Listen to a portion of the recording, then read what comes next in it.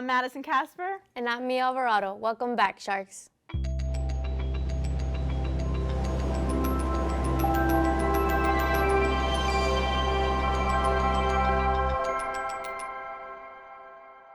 On this episode of Mako TV, in honor of Hispanic Heritage Month, we ask our Sharks why they think it's important to celebrate their culture. We highlight a few Christian organizations here on campus and find out what's new with women's volleyball.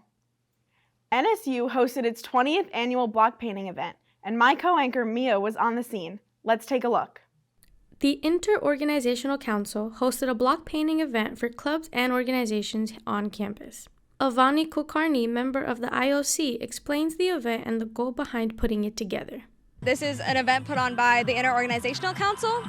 We've been planning it for a very long time, but basically it's an event where we have all these blocks on a pathway around the library quad, and we have almost every organization pick a block, and then they paint whatever they want on it to represent their organization. It's really just a way to show people and show the community that we have a really diverse student body, and we have a place for everyone here.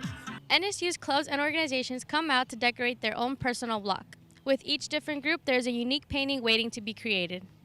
Many clubs and organizations put a lot of thought into the design of their block. Yeah, last year we had this mnemonic of I could show you the world and having Aladdin as our backdrop.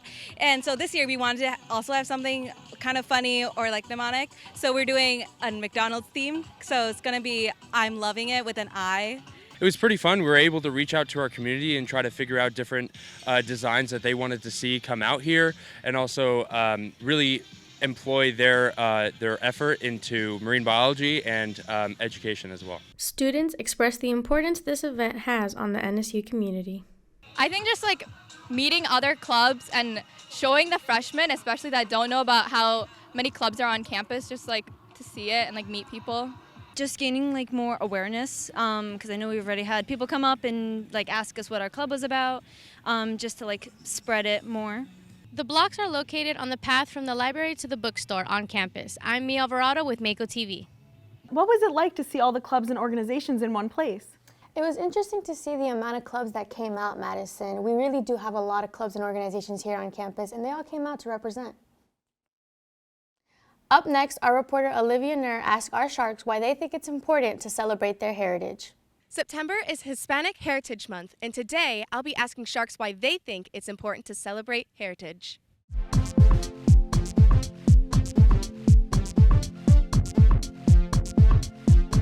Why do you think it is important to celebrate cultural background? I think it's important because for everybody's own culture, you know, they all have their own thing, and at least for mine, I think the music and the food brings everybody together, and I think it's amazing. I think it's important to honor your roots and where you came from, and also just how much it took for them to get there, and like the beauty of your culture, whether it is traditional dance or food or just like ideas and morals. I think it's important to celebrate my cultural background because it's who I am, you know, it's who everybody is, it's everything, everybody's different, everybody looks different because of their cultural background, and your ancestors, it shapes who you are as a person and what you look like and everything in that zone. I think it's important to celebrate your cultural background because it helps you to kind of identify with an identity, to know who you are, and just to have a culture that you can embrace and feel a part of. Living in Miami, everyone's from a different culture. You got people from the Caribbean, you got people from Cuba, you got people from New York, and that's what makes Miami, like, it's just special. Why do you think it is important to celebrate cultural background? I think it's important because people should be more aware of the different cultures that the world has to offer, and that it kind of promotes diversity and also like respect between like everyone in different cultures. As diverse as the sea is, there are many Sharks with different backgrounds here at NSU. I am Olivia Nur with Mako TV. Next, I have joining me today Mako radio station manager Alex Hernandez to discuss an exciting event next Friday. Welcome, Alex. Hey Mia, I'm so happy to be here. Of course, we're happy to have you. So what is this exciting event happening next Friday? So we have an incredible event happening on Friday. It's called College Radio Day on October 4th, and it's a community event. So we're gonna have music, live performers, we're gonna have food distribution, food trucks, and it's just a day where all the college radio stations get to participate in celebrating college radio. And where can a student find like the headquarters for College Radio Day? So actually, NSU Mako Radio, which is our station, WKPX, is the Florida state headquarters for College Radio Day. So what exactly is College Radio Day? College Radio Day is this day that happens every single year, and it's been happening since the 2000s, and it's a day to highlight what college radio stations are doing worldwide. Here in the US, there's about 700 stations participating, and then there's 42 countries that are also participants outside of the US. And it's a day to highlight stations, like whether they're talking about important topics or whether they're doing things for the community like us.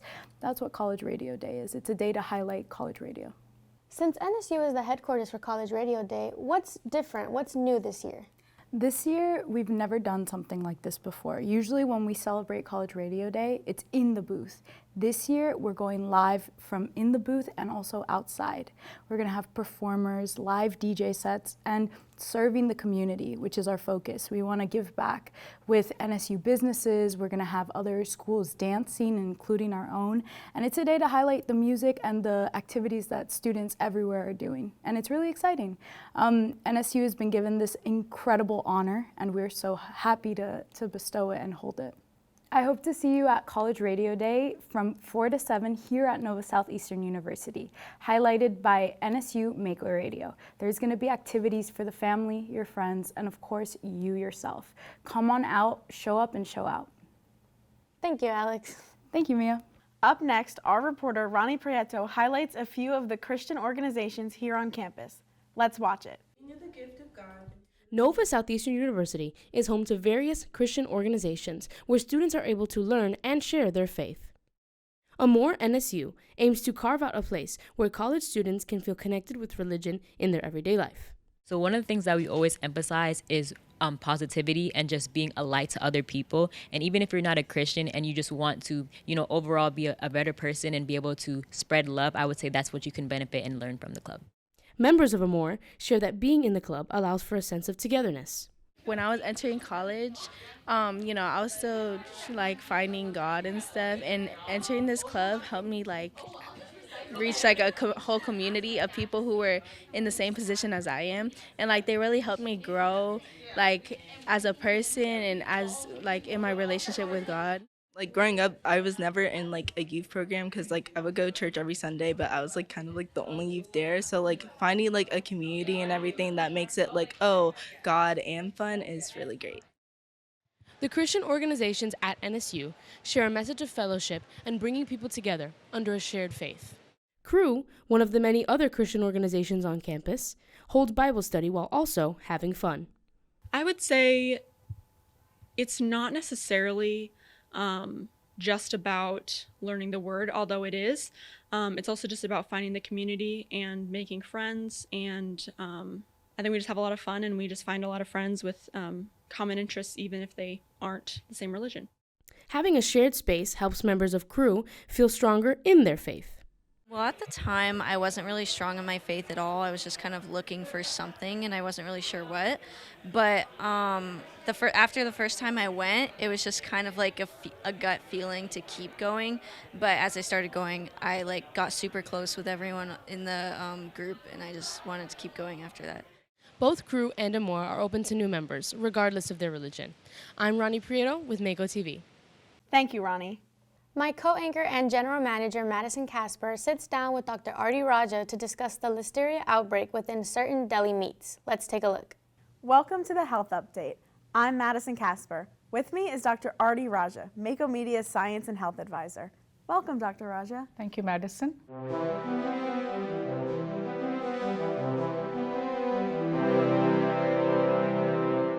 Our topic today is the recent outbreak of listeria due to Boar's Head Products liverwurst. Dr. Raja, what is listeria? Listeria is actually the name of a microorganism, a bacterium very specifically, and it's actually called Listeria monocytogenes, and it causes a disease known as listeriosis in human beings. What are the symptoms of listeria? The main symptoms that someone gets when they get listeria into their system includes things like fever, vomiting, diarrhea, basically a whole slew of gastrointestinal problems. That's in the average person, but sometimes listeria can cause a more severe disease, and in those cases, the patient or the person will undergo convulsions and they'll have a stiff neck, and then it can, in those scenarios, it can be much more serious and even lead to death. How do you treat these infections? So to treat the microorganism, there are some antibacterials or antibiotics that are available. For the most part, for an average healthy individual, they really won't give antibiotics, and they'll just expect the individual to take some rest and they can recover. But in more serious cases, there are antibiotics available, and there are two antibiotics that commonly will get prescribed. Sulfamethoxazole and ampicillin are two antibiotics that someone could get in a slightly more serious case of listeriosis. Recently, Boar's Head permanently discontinued their product of liverwurst. How is this detected? So listeria, in human beings, if someone has listeria in their system, you detect it via a blood test. But to detect listeria in food products, which is what happened with the company and their product, you would have to detect it by using either genetic analysis to see is the DNA of the microorganism present in the food particle, or you'd have to swab the food material and try to culture it, which basically means try to grow the microorganism in a lab to see, is this microorganism growing in the lab? Then that would be an indication that, oh, this is present on that product. Why is the product being permanently discontinued? So the current problem that happened with the presence of listeria in this one particular food product is what the company is put out information basically saying that something in the food production or production of this food product caused the problem. So to kind of clean that up, multiple things have to happen, all the way from figuring out what went wrong in probably the production plant where the food is made, and also the steps that are taken to produce this actual product, which was liverwurst. And given that the problem is probably a slightly big problem right now, lots of scenarios where people are getting sick from it, and to really do a detailed analysis of how to make this better, the company probably decided that it might be wiser to just shut production of that one product and then clean up the plant and then see if this can be salvaged.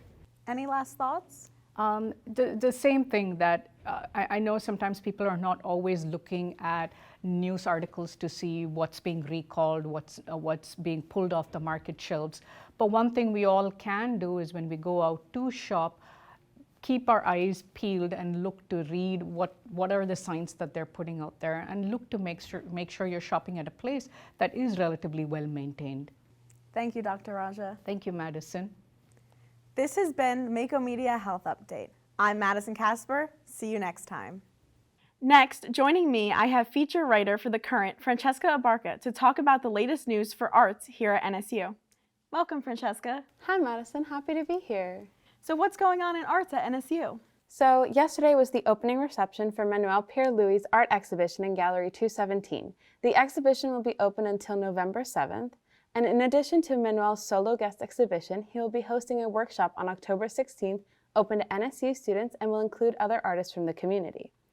City Theater Miami and DCMA are collaborating to put together, From Page to Stage, a night of short musicals and plays.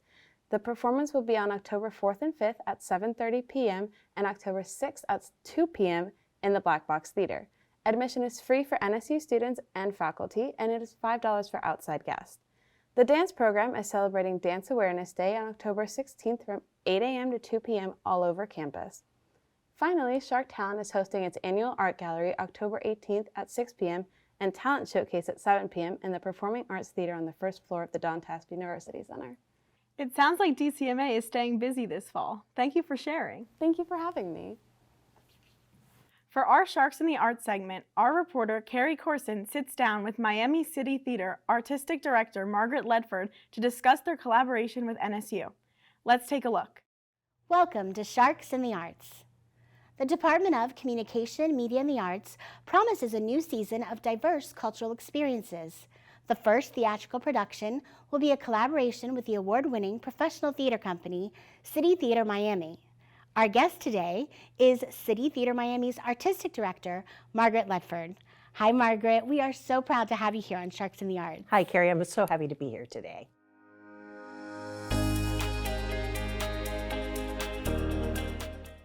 It seems like City Theater has a long history in South Florida. When did it start, and how has its mission evolved since it began? City Theater's been around since 1996, doing the short play format since that time. It was started by 3 women around a kitchen table in Key Biscayne. It hatched it up, and we're entering into our 29th season. I've been artistic director for the last 7 years, and we've gone from doing short plays to long plays, short and long plays, but we're incredibly dedicated to emerging artists and growing up the next generation of theater artists. So what makes this production unique?